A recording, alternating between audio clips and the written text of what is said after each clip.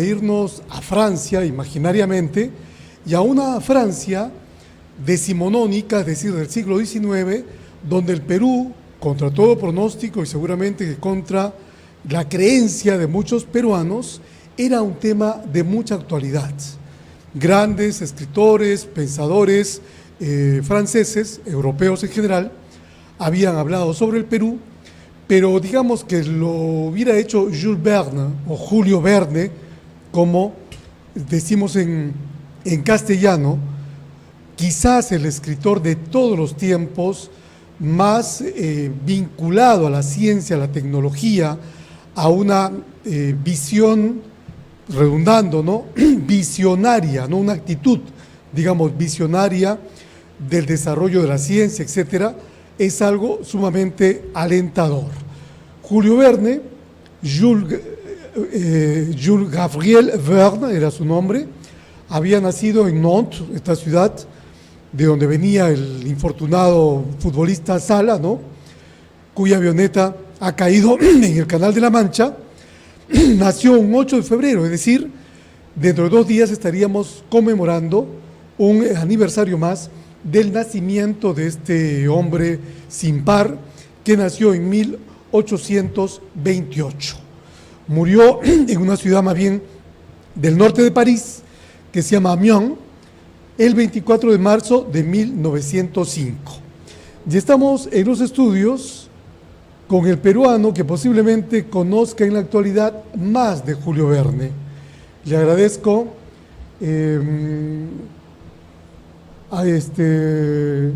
a Cristian Tello, que está ya aquí en nuestros estudios, para conversar de Julio Verne y su pasión peruana. Bienvenido al programa, Cristian. Buenos días. Muchas gracias por la invitación y, como siempre manifiesto, hablar sobre Julio Verne, pues, y su vínculo con el Perú. Para mí va a ser una satisfacción poder compartir mi experiencia en la investigación de muchos años de este escritor francés visionario. Yo te agradezco que nos hayas traído no solamente esta cantidad de libros, donde el Perú es una referencia primordial, en el caso de Julio Verne, sino también esta estatuilla de Julio Verne, que tengo entendido la trajiste de la propia casa natal del escritor. Bueno, como parte de las investigaciones que realizamos con la Sociedad Hispánica Julio Verne, de la cual, bueno, formo parte de la directiva, ¿no? Hemos llegado incluso hasta la misma casa de Julio Verne en Amiens, que actualmente es una de las casas museos de escritores más visitadas en Europa, ¿no? Todos sabemos por, ¿no?, la cantidad de visiones, ¿no?, las profecías, entre comillas, ¿no?, que se han cumplido después de su muerte.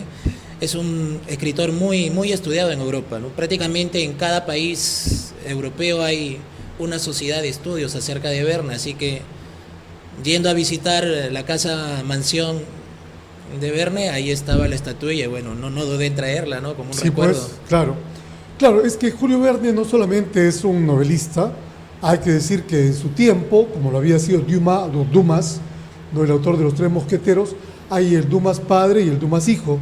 Ambos eran novelistas tan exitosos como quizás Televisa, ¿no? Es decir, en aquellos tiempos se vendía por entregas las novelas, había una especie de mensajeros que llevaban al usuario el último capítulo de la novela, ¿no? Entonces Julio Verne llegó a ser famosísimo, pero sobre todo él renueva la novelística, no solamente francesa, sino mundial, por este conocimiento que tenía tan descomunal de lo que eran las tendencias tecnológicas. ¿Cómo definirías tú a Verne en ese contexto, Cristian? Bueno, para entender la obra de Verne hay que situarnos en la época, ¿no? Estamos hablando de mediados del siglo XIX. Sí. Era una época en que estaba en auge la revolución industrial, entonces los descubrimientos, los hallazgos científicos se estaban poniendo de moda en aquella época, ¿no? La gente empezaba a familiarizarse con los hallazgos y bueno, todo lo que traían como novedad los científicos. Había muchas revistas de divulgación científica también. Es así que Verne, como provinciano, al llegar a París, originalmente a estudiar Derecho, ¿no? Como siguiendo la tradición familiar, pero ya en París la bohemia, ¿no? De la capital francesa hace que él realmente deje el derecho, aunque terminó por respeto a su padre la carrera de Derecho, decidió al final confrontar con él y decirle de que no iba a ejercerla, ¿no? Porque lo suyo era la literatura y el teatro. Y aunque intentó al inicio ser, bueno, un buen libretista de ópera, ¿no? de teatro, D'operette, ¿no? de operetas. Claro, Sí. las comedias, los vaudevilles, ¿no? Sí. Todo lo que estaba de moda en aquella época.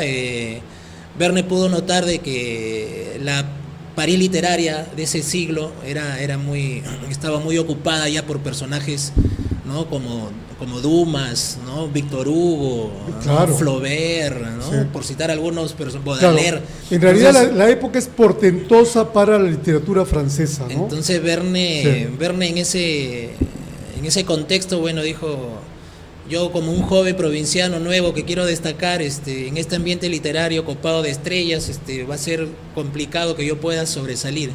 Es así que me tengo que buscar un campo literario nuevo, ¿no? Ujú. Entonces él vio de que esto de las exploraciones, ¿no? La revolución tecnológica, científica de su época era del agrado de la gente de su siglo, así que concibió un nuevo estilo, ¿no? La novela de la ciencia, ¿no? Pero para eso tenía que estar preparado. Él no era un científico, ni un ingeniero, ni nada de estas cosas, así que por sus propios medios tuvo que vincularse con diversas gentes, científicos, exploradores, periodistas, y comenzar a recopilar información, suscribiéndose a diversas revistas, periódicos, ingresaba a las tertulias donde se reunían pues estos famosos salones de Madame, donde, ¿no? Solían reunir a la gente más estudiada de la época, y él se introducía para poder rescatar de ahí información para su futuro proyecto novelístico, y de verdad que lo logró. Luego de 10 años de trabajo arduo y de investigación, por fin pudo lograr su primera novela, que fue el inicio de la serie llamada Los Viajes Extraordinarios, con 5 semanas en globo. Sí, pues 5 semanas en globo, ¿no? Que hace alusión a estas travesías en globos aerostáticos. Que estaba ¿No? muy de moda en esa época, ¿no? Exactamente, había suscitado la atención de una Europa que también venía de épocas convulsas en lo político, ¿no? Eso es lo que es impresionante cuando vemos la historia europea, de pronto sea la del mundo entero, en que a pesar de que se vivía en lo político épocas turbulentas, ni la ciencia ni la cultura, en este caso la literatura, dejaron de tener un vigor, ¿no? Y una vida que era importante para los ciudadanos de su tiempo. Por supuesto, Verne nace incluso en plena revolución de 1830, ¿no? Hay otra revolución importante que se dio en Europa, la de 1848, justo cuando él tiene 20 años y llega a París.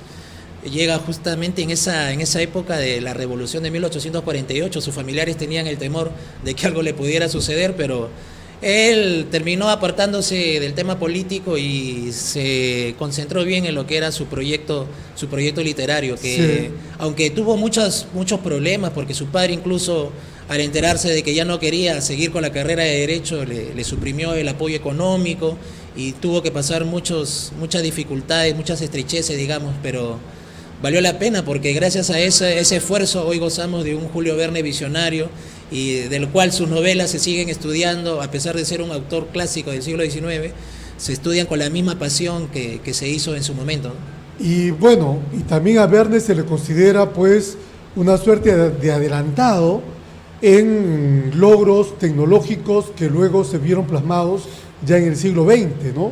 Siendo que, como tú dices, no pues fue propiamente hablando un tecnólogo ni un científico. ¿Qué tanto? Bueno, ya nos has explicado que él se nutrió de gente, estudió, estaba suscrito a revistas, era alguien muy bien informado, digamos, ¿no? Pero su vocación no dejó de ser literaria.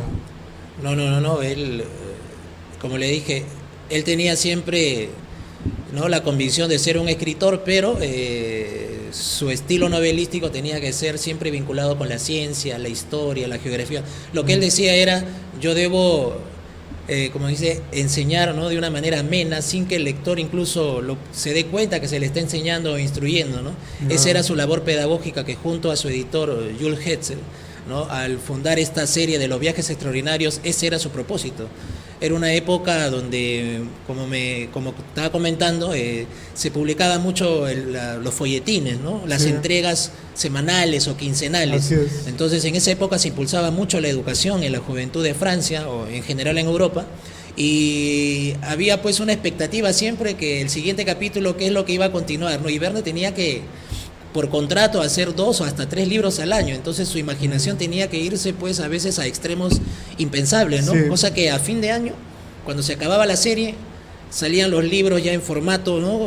Con estos formatos Ajá. lujosos para regalos de Navidad o de fin de Ajá. año. Esa era la expectativa que Sí. se hacía desde el punto de vista editorial, ¿no? ¿Llegó a hacer mucho dinero Verne con sus obras? Ese es un punto que muchos investigadores han tratado, ¿no? Verne, por contrato, digamos que no llevaba mucho las ganancias en porcentaje, ¿no? El que se llevaba gran parte, ¿no? de las ganancias definitivamente era el editor, ¿no? Se dice incluso que hasta el editor lo explotaba, ¿no? Lo explotaba, pero Verne era consciente de eso, pero también sabía que el editor fue el único que le abrió las puertas en su momento y le tenía mucho agradecimiento, ¿no? Él lo consideraba no solo un amigo, hasta un padre espiritual, lo dice en alguna carta, ¿no? Entonces el vínculo Verne con Hetzel siempre fue muy estrecho, fue el único editor de sus viajes extraordinarios. Sí. Entonces, sin embargo, más adelante Verne sí hace dinero, y no por la ganancia de Hetzel, sino porque con el éxito de sus obras, estas vienen a representarse luego en el teatro. Cuando se llevan al teatro Miguel Strogoff, ¿no? La Vuelta al Mundo en 80 días, y entre otras novelas exitosas, como Hetzel ya no puede intervenir en lo que es el teatro, entonces allí sí viene su bonanza económica. Con eso ya puede comprarse hasta barcos con los cuales navega, ¿no? Y se da sus travesías por el Mediterráneo, creando Sí. nuevas novelas. O sea, se hizo en realidad de mucho dinero, ¿no? Sí. Ajá. Descríbenos un poco cómo es esa casa de Amiens que tú has visitado ahí en Francia. Esa región se llama la Picardie, ¿no? Claro. En Francia. No está lejos de París. Ahora es 1 hora o quizás un poquito más en un tren regular de París a Amiens. ¿Cómo recuerdas esta casa de Julio Verne ahora convertida en museo? Bueno, Verne llega a Amiens porque, digamos, su esposa era originaria de esa ciudad, ¿no? Entonces, Sí. Verne le molestaba el tema del bullicio que había en París, ¿no? No le permitía escribir bien, él quería una tranquilidad, una paz. Antes de llegar a Amiens incluso tuvo también otra casa en Le Crotoy, ¿no? O Le Crotoy, no sé, es un pequeño pueblo de pescadores, Sí. Le Crotoy. Entonces ahí también se perdía un tiempo, se iba con su barco, navegaba, y él le gustaba la soledad, la tranquilidad para escribir. Entonces, pero ya no podía dejar a su esposa, ¿no? A su hijo, ¿no? Incluso a sus hijastras. Es así que, bueno, para complacer también a su esposa, y en esa época hubo el problema de la guerra franco-prusiana también, que era peligroso estar, ¿no? en las costas, entonces decidió ir a Amiens, a la ciudad de su esposa, y ahí se instala y adquiere una mansión solemne, soberbia, que está en toda una esquina, ¿no? Sí. Ahí de esta ciudad. Y bueno, actualmente esta casa mansión donde habitó Verne durante muchos años y donde escribió buena parte de su obra, ahora es una de las casas museos más visitadas en Europa con respecto a los escritores, ¿no? Y fue una experiencia muy bonita porque al ingresar uno puede notar pues cómo vivió Verne, ¿no? En qué ambiente se desenvolvió, y ahí se encuentra mucho de su recuerdo, de sus libros, de sus cartas, de sus anotaciones personales, mucho lo vinculado a Verne, todo uno lo puede encontrar ahí. Y Verne es muy querido actualmente en Amiens, ¿no? Hay una universidad todavía que lleva Pues su claro, nombre. o sea, Eso, digamos, es el hijo predilecto de Amiens, claro. ¿no? Así como el vino, Verne es una pasión francesa, ¿no? Aunque en realidad pues Francia ha sido bendecida, se puede decir, por tantos escritores, ¿no? De tanta trascendencia, como Victor Hugo, como Marcel Proust, ¿no? Como Flaubert, como Dumas, en fin, o sea, prácticamente hay una veintena de escritores del siglo XIX o que están a caballo entre el XIX y el XX que acá alcanzan relevancia mundial, ¿no? En esa Francia post-revolución francesa. Bueno, ahora háblanos de Verne en relación al Perú, Cristian. ¿En qué momento aparece el Perú referido en las obras de Verne? cuál es la primera referencia, cómo se va, digamos, desarrollando este interés de Verne por el Perú, un país donde nunca estuvo. Así es, incluso a Verne se le conoce, o bueno, muchos lo han catalogado como el escritor que sin haber viajado todo lo escribía simplemente en una biblioteca o en su gabinete personal de trabajo. Sin embargo, Verne fue muy viajero, como le decía, él llegó a tener hasta 3 barcos con los cuales recorrió gran parte del Mediterráneo, incluso llegó hasta Estados Unidos, fue el viaje más largo que hizo, y de ahí también salió una novela, ¿no? Una ciudad flotante. Pero ya hasta Perú él no llegó, pues, ¿no? Llegó a Estados Unidos como máximo, el viaje más largo que hizo junto con su hermano. Sí. Pero de hecho él era un gran investigador, ¿no? Entonces él paraba su tiempo en las bibliotecas, él estaba suscrito, como le decía, a diversas revistas de información, de viajes y de exploraciones. Entonces, con respecto a Perú, la referencia más antigua es acerca de un viaje personal que él hace muy joven, en el cual es invitado a recorrer pues el Mar del Norte, la región de Escandinavia. Entonces, aprovechando ese viaje, en sus anotaciones él descubrí, ¿no?, que dice: me siento un explorador que salgo de mi país natal, Francia, y me imagino llegando a diversas partes del mundo, ¿no? Entonces, en una de las partes donde él imagina o sueña con llegar, curiosamente menciona: me imagino llegando a Perú, dice, ¿no? Entonces ahí yo pude notar que por lo menos él ya tenía un cierto conocimiento del Perú, y que más adelante esto se concreta con la llegada de las pinturas de Ignacio Merino, un famoso artista peruano, pintor peruano, claro, que tuvo fama ya en Europa, ¿no?, con todas sus pinturas acerca de la época colonial acá del Perú. Entonces, esas acuarelas, esas pinturas de Ignacio Merino llegaron hasta la revista, se reprodujeron en la revista donde él trabajaba en su juventud, que era el Museo de las Familias. Y Verne, al ver estas acuarelas reproducidas en la revista, es donde él se interesa por el Perú, ¿no?, el tema colonial, toda la historia de los inicios de la República. Y bueno, siguiendo su método clásico de trabajo, se decidió a profundidad investigar toda la información que tenía sobre el Perú, y de eso nació el relato Martín Paz, ¿no?, Costumbres Peruanas, que fue la primera obra en la cual Verne habla con extensión del Perú, habla de Lima, te describe el Callao, la historia del Callao, también habla de Chorrillos, sobre el río Rima, la fiesta de Amancáis, menciona el Cusco, en fin.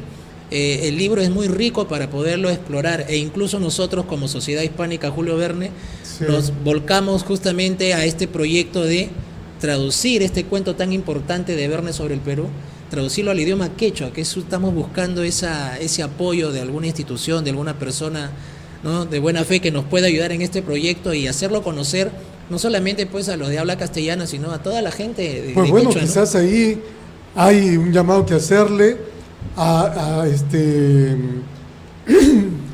Luis Nieto de Gregori, creo que es el actual director de la Dirección Desconcentrada de Cultura del Cusco, hijo del gran poeta que le decían el Cholo Nieto, ¿no?, Luis Nieto, ya muerto por supuesto. Y si no habla quechua él mismo, yo creo que Luis Nieto de Gregori sería alguien clave para elegir un quechuista que además redacte, porque mucha gente habla quechua, pero se trata de escribirlo con propiedad, y sería sumamente interesante traducirlo correctamente, para que pueda traducir quizá directamente del francés, no tanto del castellano, ¿no? Y bueno, y sería la primera obra de Verne traducida al quechua, sería muy importante, ¿no? Sí. Y bueno, se busca pues divulgar esto, y no solamente Martín Paz, ¿no?, que es la primera obra que nosotros buscamos con afán poderlo traducir al quechua. Martín Paz, ¿cómo es? Estampas peruanas. Costumbres peruanas. Costumbres peruanas. Y es ¿hay ediciones de este relato? ¿Se puede conseguir fácilmente en el Perú? Sí, yo incluso lo tengo en una versión digital que se puede descargar en mi página web. Ya. Julio Verne, el más desconocido de los hombres, es mi página web, por la cual me he hecho conocido, y bueno, he podido tener contacto con gente de tantos países que bueno, me han ayudado en diversas maneras. Bueno, ya saben, Cristian Tello tiene esta página, Julio Verne, el más desconocido de los hombres, ¿no? Un blog, un portal, del cual pueden sacar abundante información sobre Julio Verne, y también descargar ese relato. Hay una biblioteca virtual donde se pueden descargar los libros, ahí está Martín Paz, cualquiera lo puede descargar y tener a su mano, ¿no? Aunque se podría conseguir en algunas ferias de libros antiguos, quizás, ¿no? Porque Seguramente es un libro, ¿no? en Lima, seguramente en esta feria permanente de libros de libros viejos, Ajá. que es Amazonas, ¿no? O en la calle Quilca, posiblemente. Hay algunos que venden las obras completas de Julio Verne, ahí también se podría, ¿no?, ubicar este relato. Pero Verne no solamente escribió Martín Paz, ¿no? Sí, quiero, Cristian, que hagamos una pausa, son las 9 en punto de la mañana, y vamos a robar unos minutitos a nuestros colegas Marco Antonio Reyes y Marcela Inostroza para seguir conversando sobre Julio Verne, esta pasión francesa del peruano Cristian Tello.